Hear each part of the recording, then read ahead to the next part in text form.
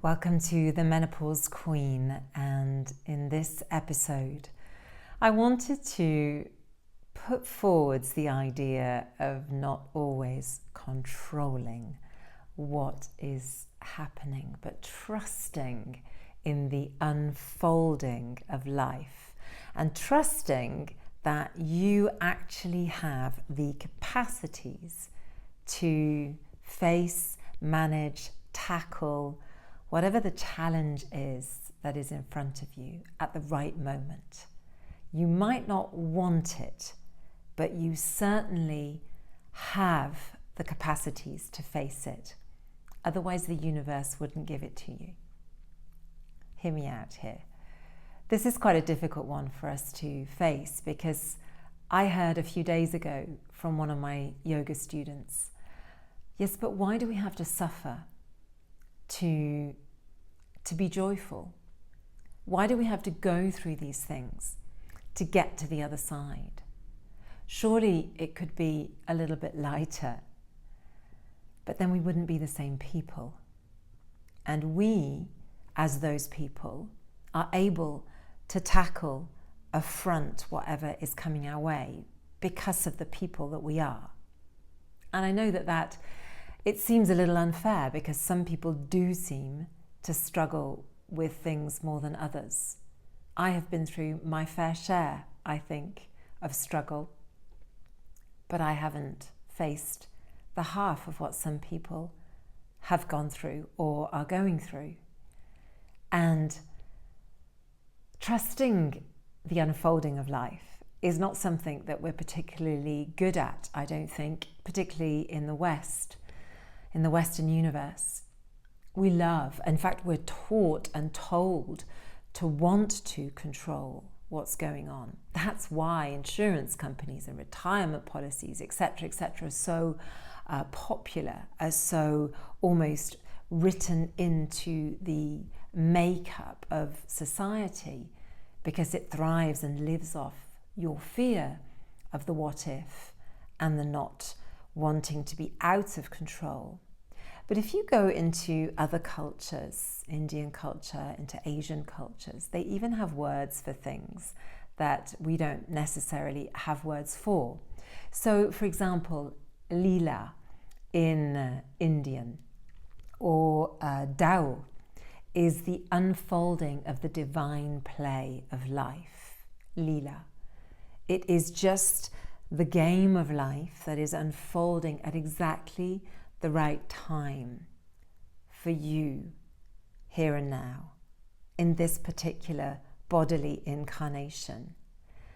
And although it doesn't seem like it at the time, sometimes those are incredible gifts, and they make us, help us become the most amazing queens that we are already.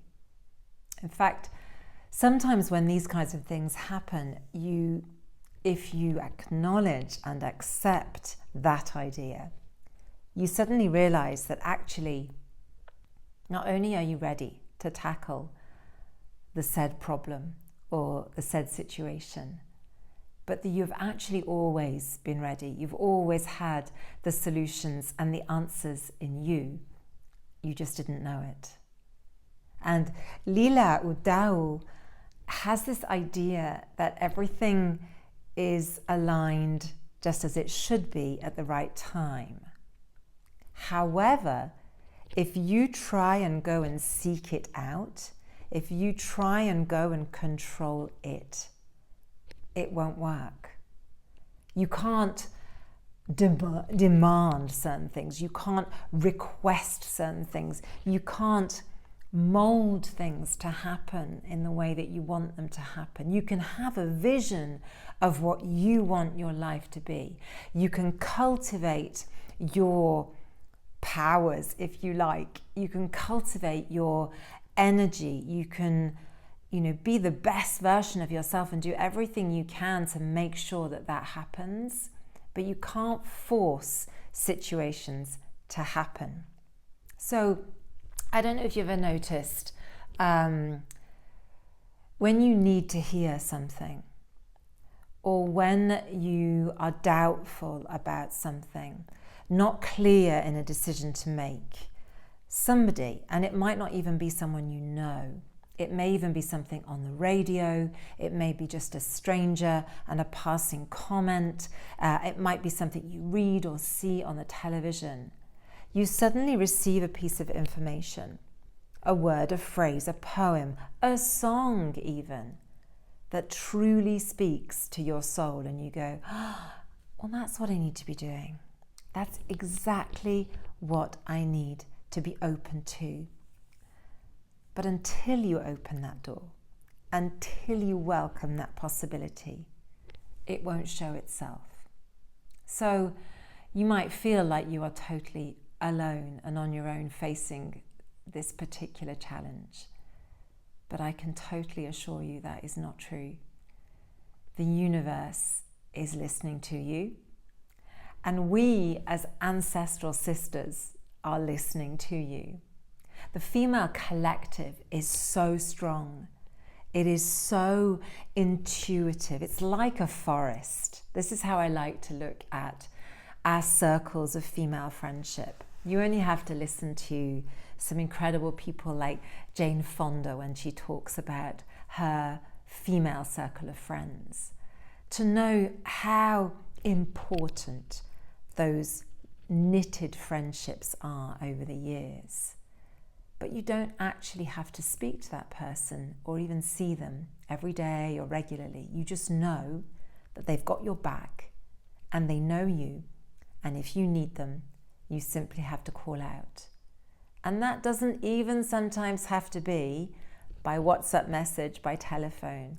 You can actually think about that person, and pretty soon afterwards, you tend to get a little message from them.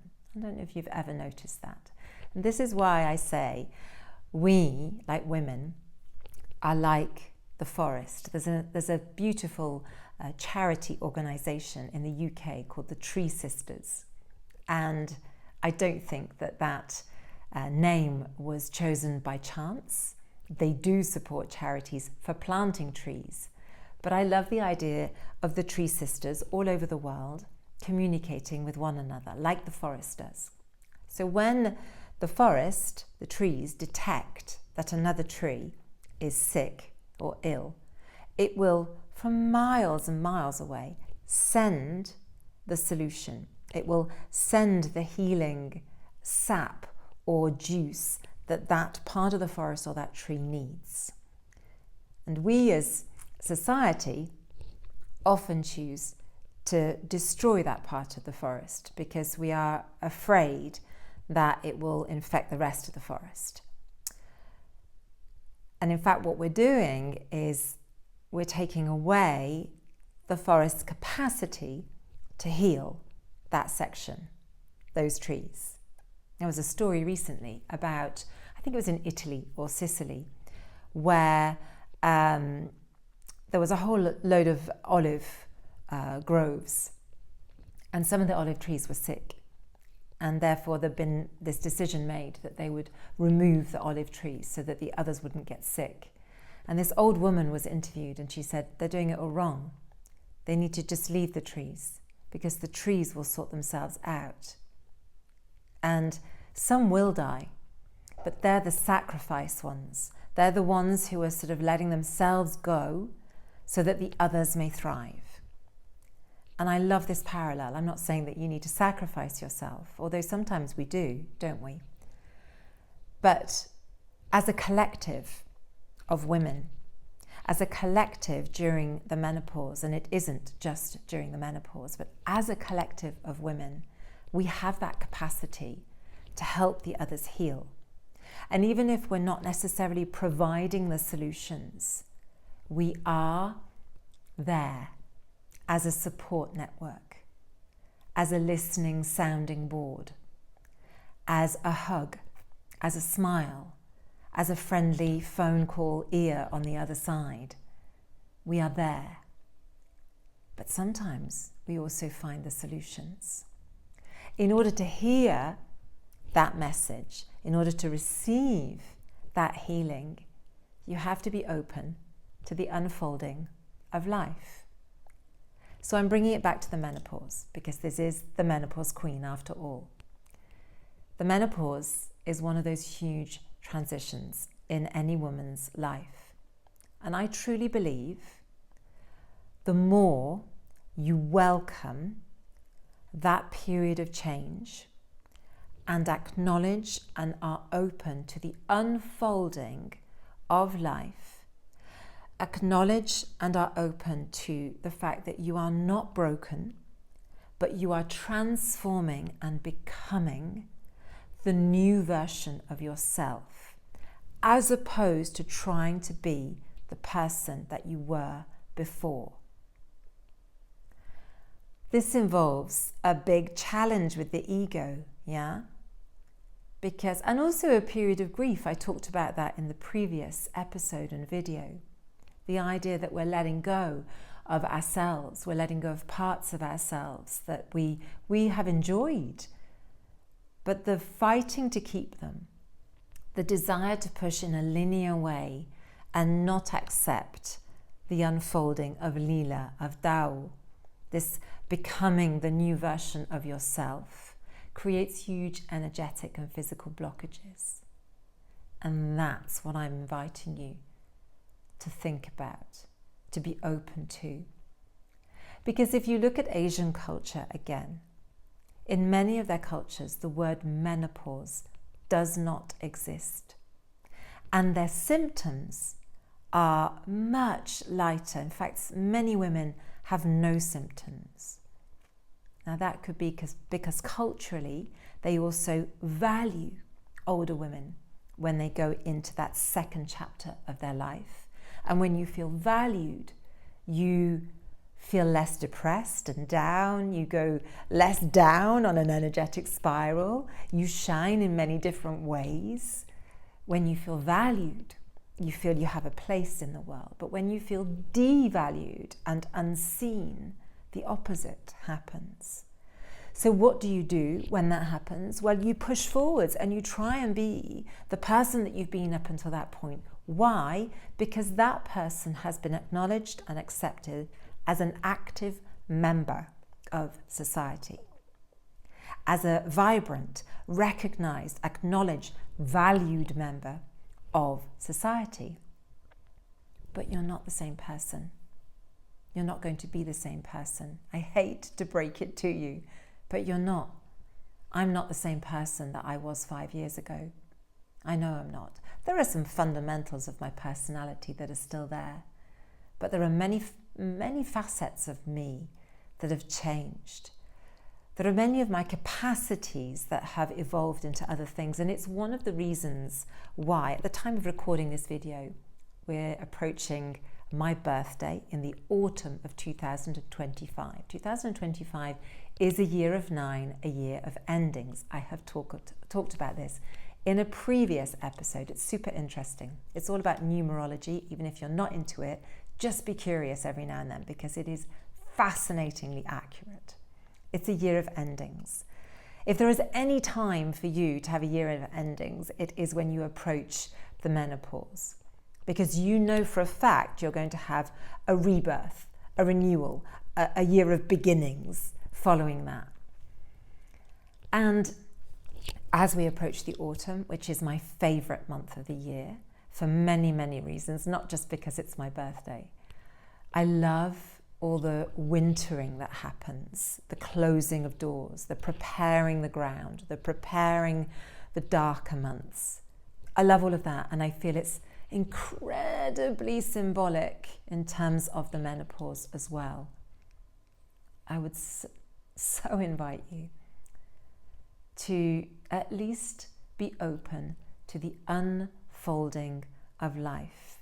And even if it's not what you want it to be, and even if you don't think that you have the capacities to get through this, believe me, you do. And the more you acknowledge that this is a transformational period, the more you will enjoy the ride and enjoy the evolution on the other side. And you'll be an active member of that unfolding. You'll be attuned to it. You'll shine more through it.